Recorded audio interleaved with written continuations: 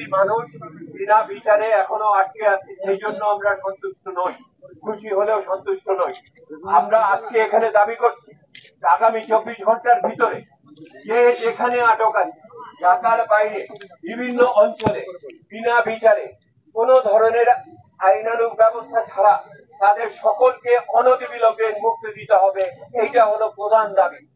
দ্বিতীয় দাবি, এ পর্যন্ত যেভাবে নিরপরাধ মানুষ মারা গেছে বাংলাদেশে, তাদের সকলের বিচার করতে হবে এবং সেই বিচারের জন্য জাতিসংঘের মতো আন্তর্জাতিক প্রতিষ্ঠানকে যুক্ত করতে হবে।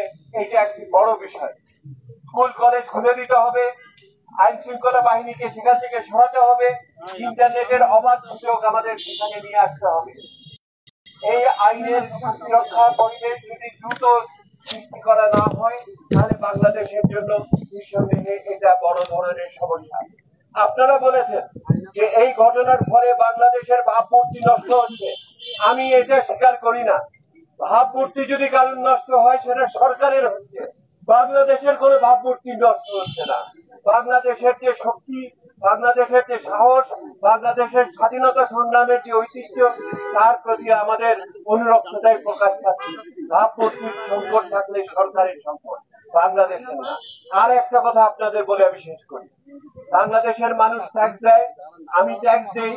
আমার ট্যাক্সের টাকায় বন্দুক কেনা হয়েছে, আমার ট্যাক্সের টাকায় গুলি কেনা হয়েছে, আমার এই ট্যাক্সের টাকায় কেনা বন্দুক এবং গুলি দিয়ে আমার নাগরিককে গুলি করে মারা হবে। এই জন্য বাংলাদেশ স্বাধীন হয়নি। এইটা কোনো অবস্থায় গ্রহণযোগ্য না। বাংলাদেশের এই আন্দোলন, ছাত্র জনতার এই আন্দোলন চলমান থাকবে যতক্ষণ পর্যন্ত না সামগ্রিক ভাবে আমাদের এই অন্যায় অত্যাচার বন্ধ না হয়। আপনারা সকলে ভালো থাকবেন।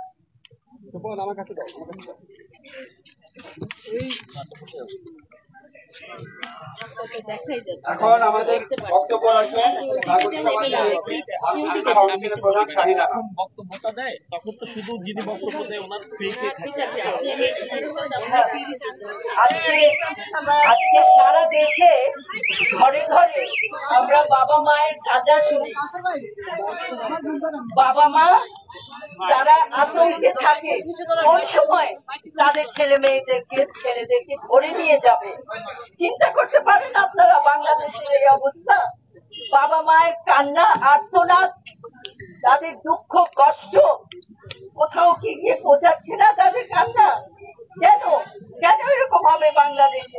আজকে আমরা পত্রিকায় দেখলাম একটি 16 বছরের ছেলেকে রংপুরে তার পায়ে গুলি দিয়ে তাকে জেলে রাখা হয়েছে। 16 বছর। এটা কোন আইনের মধ্যে পড়ে বলেন?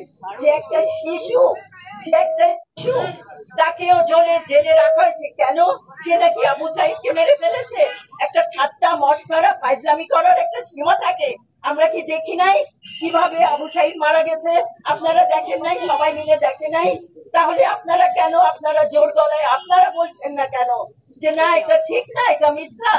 একটা 16 বছরের বাচ্চা এই আবু সাইদকে মারে নাই, ওকে জেলে রাখা হয়েছে। এমন ভাবে যাদেরকে জেলে রাখা হয়েছে, যাদেরকে গুম করা হয়েছে, সারা দেশে সবাইকে একদম এক্ষুনি ছেড়ে দিতে হবে। এটাই আমাদের এই আজকের এই জনসভা থেকে আজকে এটাই আমাদের দাবি। ধন্যবাদ। আচ্ছা, এখন ফরিদা আক্তার বলবেন। সবাই আমরা সংক্ষেপে বলবো।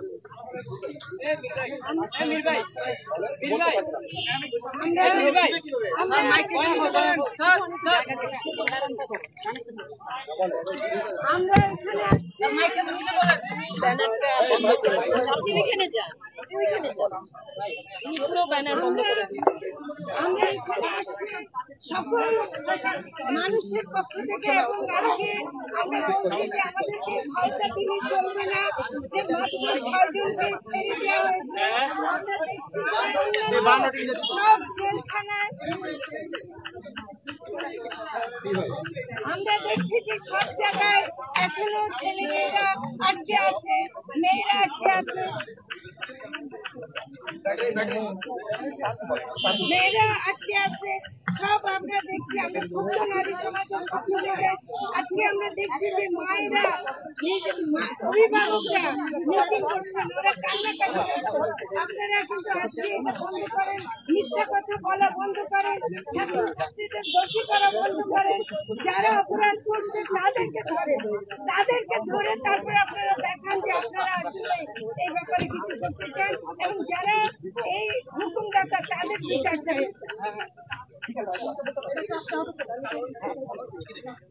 আমরা তাদের যারা হুকুমদাতা তাদের বিচার চাই, সেটা সর্বোচ্চ পর্যায় থেকে আসুক, আর যেখান থেকে আসুক আমরা এই হুকুমদাতাদের বিচার চাই। আরো ওদিকে দিয়ে দেন, আরো যাবে এটা ওইটার সাথে মিলিয়ে দেন।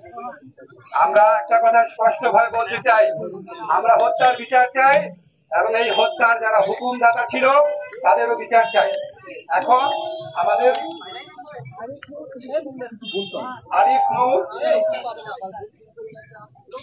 উপস্থিত সংগ্রামী বন্ধুরা, আমরা এখানে কি কারণে একত্রিত হয়েছি সেটা সবাই জানি। আমি কোনো কথা বলবো না। আমি বাংলাদেশ অতিথি শিল্পী গোষ্ঠী ঢাকা মহানগর সংসদের সাধারণ সম্পাদক হিসেবে এই গত কয়েকদিন ধরে জুলাই মাসে যে নৃশংস হত্যাকাণ্ড হয়েছে তার তীব্র নিন্দা এবং প্রতিবাদ জানাই, এবং পাশাপাশি প্রত্যেকটা প্রাণের জীবনের প্রাণ যে নেওয়া হয়েছে তার দৃষ্টান্তমূলক শাস্তি চাই, এবং এই শাস্তি এই সরকারের কাছে নয়, এই শাস্তি আমরা পরবর্তী যে সরকার আসবে তার কাছে আমরা চাই। আমি একটা স্লোগান দিতে চাই, সবাই একটু স্লোগান দিবেন, স্লোগান দিয়ে আমি আমার কথা শেষ করব। আমার ভাইয়ের বুকে গুলি কেন? শেখ হাসিনার জবাব চাই। ভাইয়ের বুকে গুলি কেন? শেখ হাসিনার জবাব চাই। ভাইয়ের বুকে গুলি কেন? স্বৈরাচার নিপাতজাত গণতন্ত্র মুক্তি পাক। স্বৈরাচার নিপাতজাত ছাত্রের বুকে গুলি কেন? শিশুর বুকে গুলি কেন? শেখ হাসিনার জবাব চাই। ছাত্রের বুকে গুলি কেন? পাশাপাশি যত বাংলাদেশের যত ছাত্রছাত্রীকে বিনা কারণে গ্রেফতার করা হয়েছে এই ইস্যু নিয়ে, এই আন্দোলনের কে সামনে রেখে যত ছাত্রছাত্রীকে গ্রেফতার করা হয়েছে প্রত্যেকটি ছাত্রছাত্রীকে নিঃশর্ত মুক্তি দিতে হবে এবং সসম্মানে তাদের বাড়িতে পৌঁছে দিতে হবে। আমি এই দাবি জানিয়ে আমি আমার এখানে বক্তব্য শেষ করছি।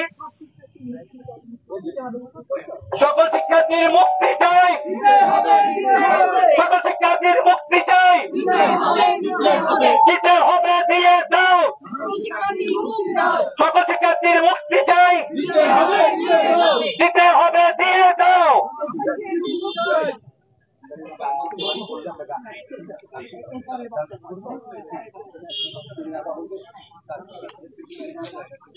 আপনারা জানেন আমাদের 6 সমন্বয়ক গণস্বাস্থ্য কেন্দ্রে চিকিৎসাধীন ছিলেন 3 জন। তারা আমরা ধারণা করি তাদেরকে কোনো বাহিনী ধরে নিয়ে নির্যাতন করেছিল। নির্যাতনে থাকা অবস্থায়, চিকিৎসাধীন থাকা অবস্থায় তাদের সম্মতি না নিয়ে তাদেরকে জোর করে এই ডিবি অফিসে আটকে রাখা হয়েছিল। আমি আইনের শিক্ষক, আমার ব্যক্তিগত অভিমত হচ্ছে যারা এই কাজটা করেছে ডিবির তৎকালীন প্রধান হারুন সহ তারা প্রত্যেকে অ্যাবডাকশন এবং অপহরণ মামলার আসামি। আমরা এই সময় গণস্বাস্থ্য কেন্দ্রে কি ঘটেছিল আমরা গণস্বাস্থ্য কেন্দ্রের যে শিরিন আপা আছে নারী নেত্রী, ওনার মুখ থেকে আমরা একটু শুনবো।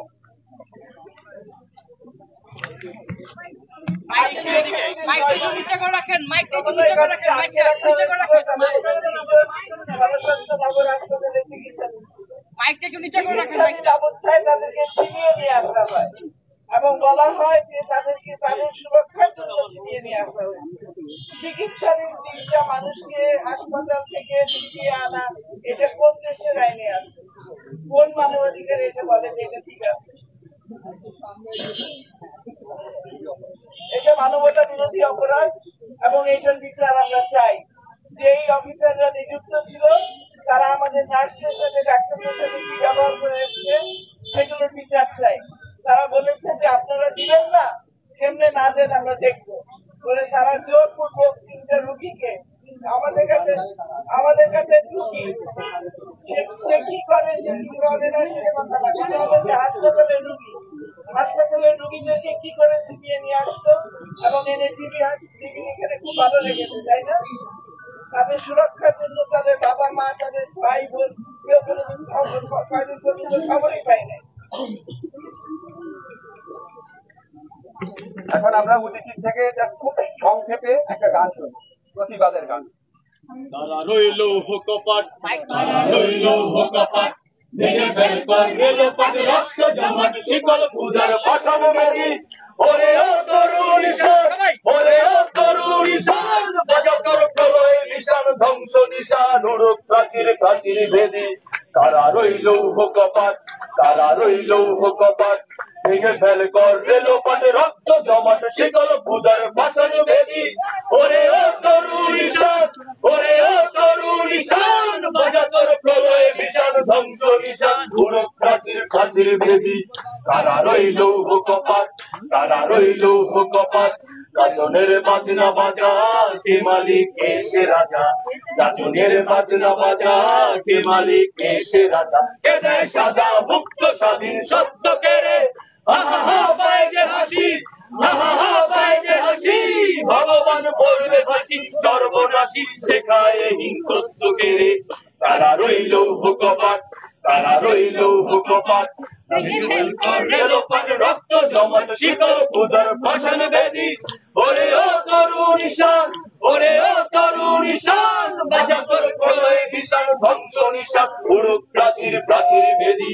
তারা রইল কপাট, তারা রইল কপাট, নাচে ওই কাল বসে কি কাটাবি কাল বসে কি, নাচে ওই কাল বসে কি কাটাবি কাল বসে কি। বেরিয়ে দেখি ভীমকা নারী ভিত্তি নারী, লাথি মার ভাঙলে তালা, লাথি মার ভাঙলে তালা, যত সব বন্দিশালায় আগুন জ্বালা, আগুন জ্বালা ফের পারি। তারা রইল কপাট, তারা রইল কপাট, ভেঙে ফেল কর রেলপাট, রক্ত জমাট শিকল পূজার পাষাণ বেদি। ওরে ও তরুণ ঈশান, ওরে ও তরুণ ঈশান, বাজা তোর প্রলয় নিশান, ধ্বংস নিশান উড়ুক প্রাচীর প্রাচীর ভেদি। তারা রইল কপাট, তারা রইল কপাট, ওরে ও পাগলা ভোলা, দেরে দে প্রলয় গোলা। ওরে ও পাগলা ভোলা, দেরে দে প্রলয় গোলা। গায়ের গুলা জোরকে ধরে একটা টানে, মারে হা ভাই দাড়ি হাত, মারে হা ভাই দাড়ি হাত। তাকে দুন্দ পিজাগ ডাক করে ডাক, মৃত্যুকে ডাক জীবন পানে। তারা রইল কপাট, তারা রইল কপাট, ভেঙে ফেল কর রেলপাট, রক্ত জমাট শিকল পূজার পাষাণ বেদি। ওরে ও তরুণ ঈশান, ওরে ও তরুণ ঈশান, বাজা তোর প্রলয় নিশান, ধ্বংস নিশান উড়ুক প্রাচীর প্রাচীর ভেদি। তারা রইল কপাট, তারা রইল কপাট, তারা রইল কপাট, তারা রইল কপাট। সকল শিক্ষার্থীর নিঃশর্ত মুক্তি দিতে হবে।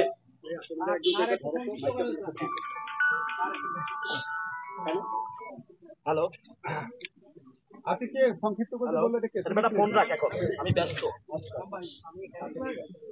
আচ্ছা, আমাদের আপনারা জানেন শুধু ঢাকা বিশ্ববিদ্যালয় বা পাবলিক বিশ্ববিদ্যালয় না, প্রাইভেট বিশ্ববিদ্যালয়ের ছাত্রদের উপর অমানবিক হামলা হয়েছে। বিশ্ববিদ্যালয় আবারও প্রশ্নটা করছি, বাংলাদেশ কি কোনো জরুরি অবস্থার মধ্যে আছে কিনা? যদি জরুরি অবস্থার মধ্যে না থাকে, তাহলে আমাদের যে সাংবিধানিক অধিকার, সভা সমাবেশের অধিকার, বাক স্বাধীনতার অধিকার, এগুলো কেন নিশ্চিত করা হচ্ছে না? এবং রাস্তায় কেন সেনাবাহিনী মোতায়েন করা হয়েছে? কি এমন ঘটেছে যে জরুরি অবস্থার মতন পরিবেশ বাংলাদেশে বর্তমানে জারি আছে? এই প্রশ্নের উত্তর সরকারকে দিতে হবে। বিভিন্ন জায়গায় শিক্ষার্থীদের উঠে নিয়ে যাওয়া হচ্ছে এবং নানা অদ্ভুত অজুহাত দেওয়া হচ্ছে যে তারা যেমন যে আমাদেরকে গণতান্ত্রিক অধিকার এবং সাংবিধানিক অধিকার গুলো ফিরিয়ে দিন। ধন্যবাদ। আমাদের জাস্ট দুজন বক্তা আছে, এখন সৈয়দ রেজওয়ানা হাসান বলবেন।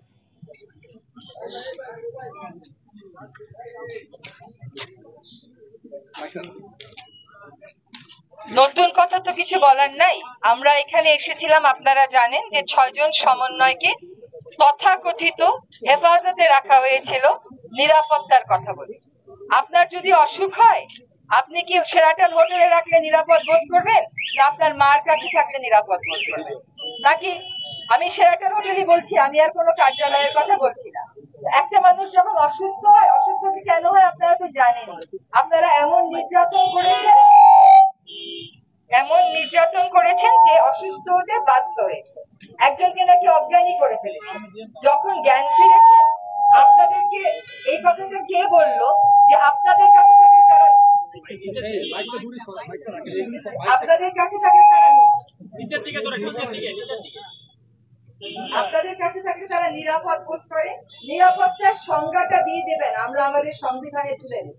এই হেফাজতের আইনি ভিত্তি কি? এই হেফাজতের আইনি ভিত্তি আমরা জানতে চাই।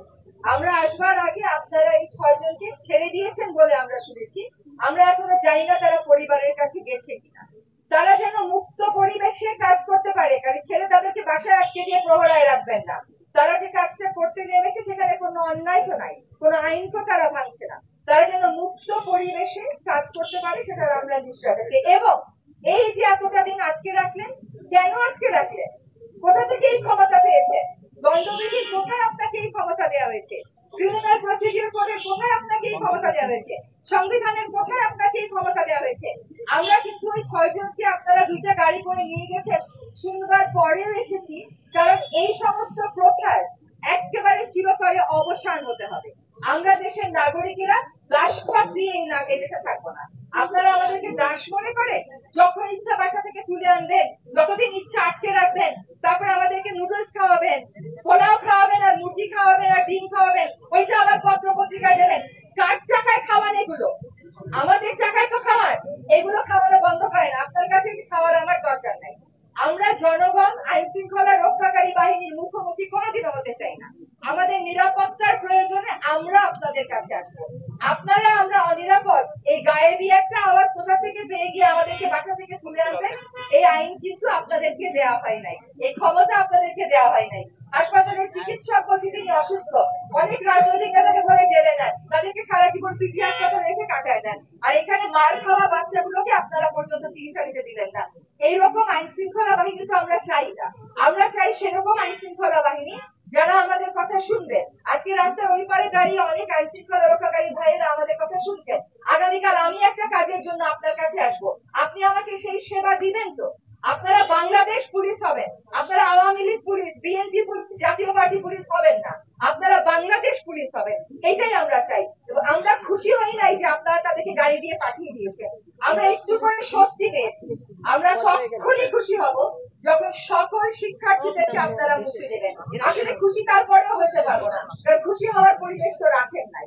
এতগুলো তাজা প্রাণ কেড়ে নিয়েছেন, এই ক্ষত আমাদের কোনোদিন সারবে কিনা, কোনোদিন আমরা এই ক্ষত থেকে উঠতে পারবো কিনা তা জানি না। আপনাদের কাছে স্বনির্বন্ধ অনুরোধ, আপনারা বাংলাদেশ পুলিশ হয়ে কাজ করবেন।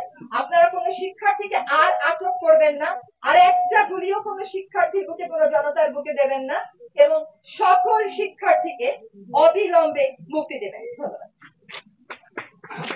আচ্ছা, আমাদের সর্বশেষ বক্তা ডক্টর ইফতেখারুজ্জামান, উনি বক্তব্য রাখেন।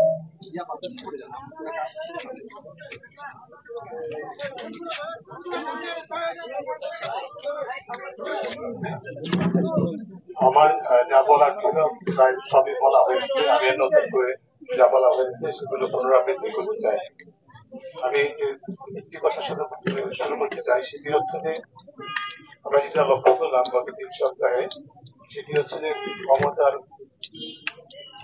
অপরিসীম এবং জবাবদিহির ক্ষমতার দম্ভে অন্ধ মূর্খ অবস্থান থেকে সরকারের উচ্চ পর্যায় থেকে শুরু করে সরকারি নিয়ন্ত্রণাধীন রাষ্ট্রীয় প্রতিষ্ঠানগুলো, যেগুলো হওয়ার কথা ছিল না, রাষ্ট্রীয় প্রতিষ্ঠান সরকারের নিয়ন্ত্রণে থাকে না, সেই রাষ্ট্রীয় প্রতিষ্ঠানের নামে যে সংস্থাগুলো কাজ করছে, আইন প্রকাশ সংস্থা সহ এই ধরনের যে প্রতিষ্ঠানের সামনে আজকে দাঁড়িয়ে আমরা কথা বলছি, সেই সংস্থা সহ পুরো সার্বিক প্রক্রিয়ার মধ্যে যে জিনিসটা করেছে, তারা ছাত্র জনতার যে অধীয় শক্তি সেটা ভুলে গেছে। আমাদের ইতিহাস যে শিক্ষা দিয়েছে, এই যে ইতিহাসের পুরস্কারে পুরস্কৃত এই আমাদের ক্ষমতা অধিষ্ঠিত ব্যক্তিবর্গ থেকে শুরু করে যাদের কথা বললাম, তারা সকলে যে কারণে তারা আজকে স্বাধীন দেশে বাস করে, সেই ছাত্র জনতার শক্তিকে, ক্ষমতাকে এবং তাদের যে বল অজীয় শক্তি সেটাকে ভুলে গিয়ে তাদের উপরে নির্বিচারে অত্যাচার বলি চালিয়েছে। এবং শুধু তাই নয়, একইভাবে উচ্চ পর্যায় থেকে শুরু করে এই সমস্ত প্রতিষ্ঠানগুলো মিথ্যাচারের আশ্রয় নিয়েছে, প্রতারণার আশ্রয় নিয়েছে। প্রতিটা পর্যায়ে প্রতিটা বিষয়ে জনগণকে মূর্খ মনে করেছে, অথচ নিজেরা যে মূর্খতার পরিচয় দিচ্ছে সেটা তারা ভুলে গেছে। এই মূর্খতা এবং অন্ধত্ব এবং মিথ্যাচারের আশ্রয় নিয়ে তারা যে কাজগুলো করেছে সেটা সম্পূর্ণভাবে সংবিধান লঙ্ঘন করেছে, আইনের লঙ্ঘন করেছে। জাতীয় আন্তর্জাতিক যে পেশাগত উৎকর্ষের কথা তারা বলে থাকেন, যে প্রশিক্ষণ তারা পেয়েছে সেগুলোকে পদদলিত করেছে। সেটা পদদলিত করে আমাদেরকে প্রতারণা করার চেষ্টা করেছে। কিন্তু তারা ভুলে গেছে তাদের মানদণ্ডে দেশবাসীকে বিচার করার কোনো সুযোগ নেই। দেশবাসী তাদের মতো মূর্খ নয়, মিথ্যাচারও নয়। তারা যে মিথ্যাচার করেছে, মূর্খতা দেখিয়েছে, সেটা কিন্তু দেশবাসী বুঝে গেছে। এবং আমি যেটা বলবো, এটা তারা করতে পেরেছে এই কারণে যে তাদের মধ্যে একটা ধারণা সৃষ্টি হয়ে গেছে।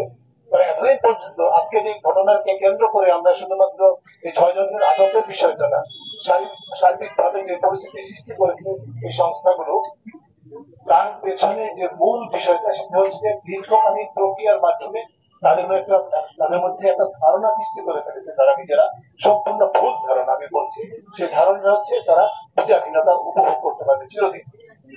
যদি তাই হয় আপনি কেন মিথ্যা কথা বলছেন?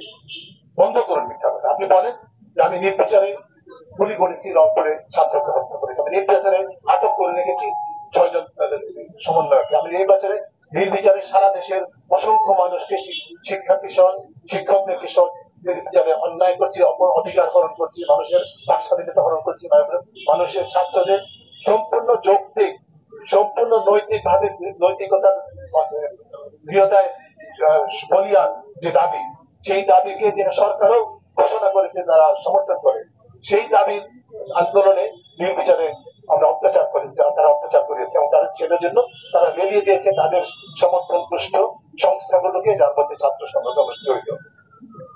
এই যে মিথ্যাচার নির্ভর সরকার পরিচালনা, রাষ্ট্র পরিচালনা, তার থেকে সরে আসতে হবে। কারণ দেশবাসী জেনে গেছে যে এটা মিথ্যাচারের গভর্নেন্স, মিথ্যাচারের ভিত্তি করে সরকার পরিচালনা।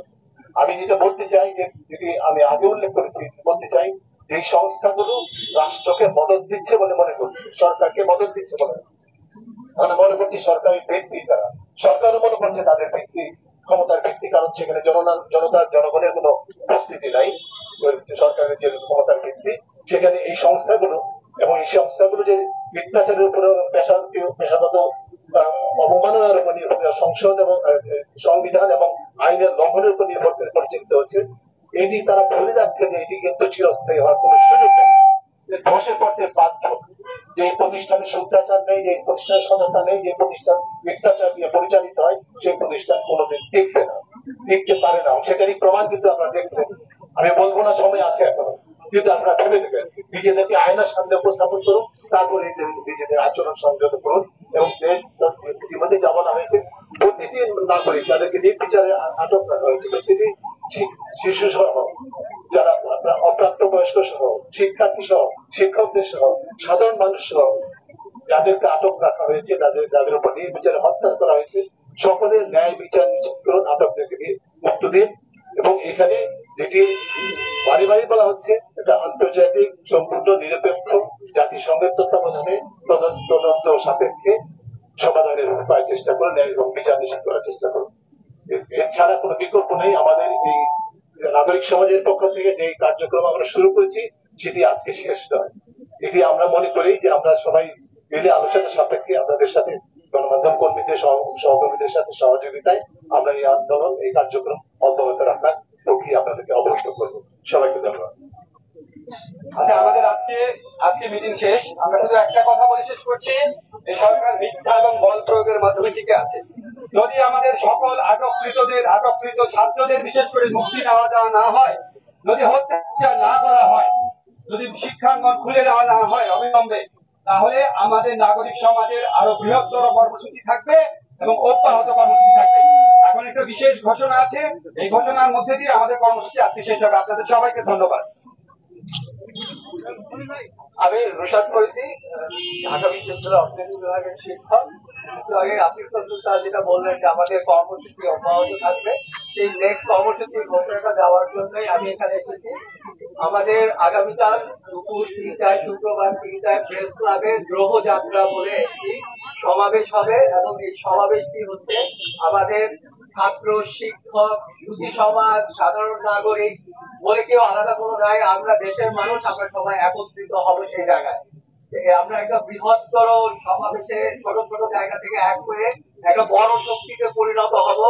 এবং এই যেটা বলা হচ্ছে যে আমাদের এতগুলো হত্যার আমরা বিচার চাই না, আমরা এই হত্যাকারীর বিচার চাই। এটা আমাদের একটা সবচেয়ে বড় দাবি, এবং আমরা এই সমাবেশ থেকে এই দাবির সাথে অন্যান্য সব দাবি জোরে সোরে আশা করি উচ্চারিত হবে। এটাই ছিল আমার বলার।